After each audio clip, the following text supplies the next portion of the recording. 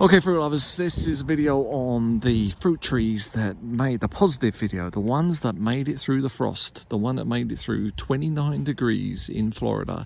And it was a very heavy frost. I didn't protect anything because I didn't realize it was going to be that cold. Forecast was for 34. And you can see the other video of the plants that look kind of like this guava here that got really badly burnt. But over here, this is a Spanish olive, did not mind the cold. You wouldn't even think anything had happened. Most of the citrus did pretty well. This is a lemon. It's got some damage to some newer leaves, but it'll be fine. If you have citrus, the one that's the least sensitive, or the most sensitive or least hardy is limes. Limes will get really badly affected by the cold. But lemons can be okay, grapefruits are normally okay, and oranges are okay, but 29 degrees, the tree looks okay still. This is a cocoa plum, and they normally grow by the coast, and are supposed to be affected by cold weather, but they look fine. I can't really see a few spots here and there, a little bit of damage, but I would, if I hadn't known it was cold, I probably wouldn't notice any damage. Here's another tree that takes the cold without any trouble. This is the Thai giant Jujube tree, and it's fantastic. It can go through, I bet it could do much colder weather. So this tree, Jujube, does not mind the cold. There's a little bit of frost damage on the Grummy Charmer, but not really. Looks pretty nice, doesn't it? It's got some damage, but all in all, it's still a nice looking tree. Over the back there's a seedling avocado. That's fine. The grafted Brogden avocado got some damage to the new growth. You can see up here, but it's already pushing out. It's already pushing out some new growth. Slow down, it's going to be cold again this weekend. But the avocado comes through the cold. Elder with some elderberries up there, doesn't mind the cold. This is the black Suriname cherry. It's got some damage there. It's quite a small tree, isn't it? Not a lot to protect it, but it's not looking too bad. I think that'll be fine. Over here is the red Suriname cherry, much bigger bush. Again, there's some damage there to those newer leaves, but all in all, tree came through the 29 degrees pretty well. So did the lemon cattleya guava. Look at it. Well, lemon cattleya's like, what cold weather? It's going to be time to eat some fruit soon.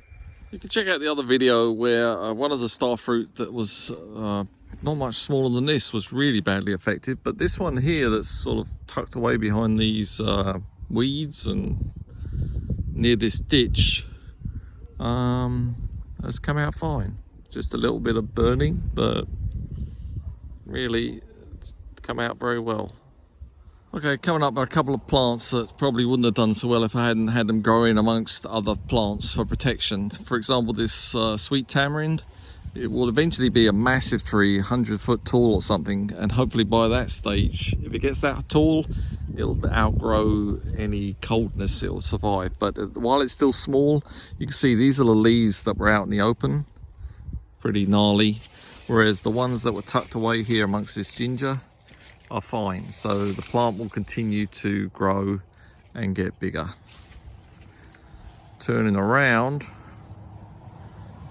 in here is baby Phil, the coconut, and he's got some burning, but I think because he was in there amongst his banana friends, he's doing pretty good. So I think the coconut will continue.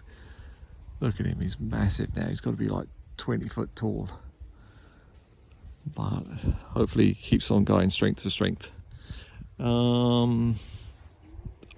Excuse me, this mulberry is the Tice mulberry, doesn't seem to be too badly affected. It'll come back anyway. Loquats never get I don't know what temperature they can go down to, probably in the teens Fahrenheit. do not mind the cold whatsoever. Now, while the mangoes that had new growth, they got affected. The ones like this one here, I think it's a Valencia Pride, it didn't have any new growth, and it's got some damage there. These will probably die. Excuse me. But it'll probably, hopefully I won't die. Check out the other video for damage to mangoes, but the ones that had new growth got badly damaged, or at least all the new growth got damaged. But the ones that had older leaves, these will probably die, unfortunately. But the leaves, but the tree itself is gonna do better because it was still primarily asleep. These Nepalis, you think cactus would be affected, but no, they don't mind. And the Sapodillas, I don't know if there's any damage on the Sapodillas. I mean, is that damage to their new leaves? Can't really tell, probably not. This is the Silas wood, and yeah, generally Sapodillas, they can take a lot of cold. I've got several Jaboticabas. This one is the one that was just recovering from neglect and then transplant, and it had some new growth. The new growth is pretty beaten up now, but I'll show you some other Jabos in a minute. They did pretty well, so it's just this one, because it was in a more delicate state, it's been more affected. The cherry of the Rio Grande, trooper. Maybe some slight damage to those new leaves up there. Looks great, doesn't it? Amazing how this tropical tree come through that weather. Here's another Jaboticaba, and I'm pretty pleased with the way it's survived. Here's another one. Pretty hardy. This is the Lily Pilly. Solid, little bit of, yeah, a little bit of burning.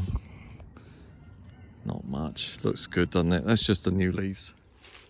This is a small strawberry guava, and these were new leaves. They got affected, but the majority of the plant's good.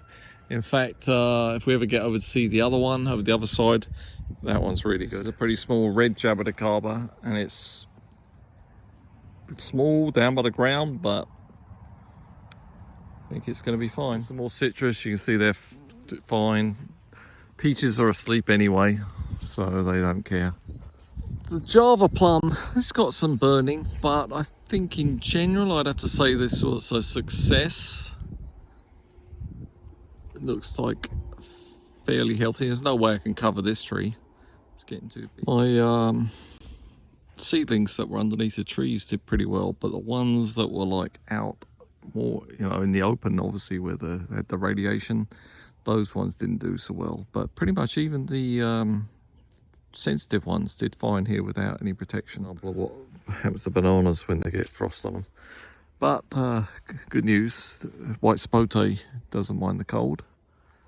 The pomegranates don't mind the cold, and the lychee trees are unaffected, but the blossom, I don't know, some of the blossom looks like here, that definitely got affected by the cold.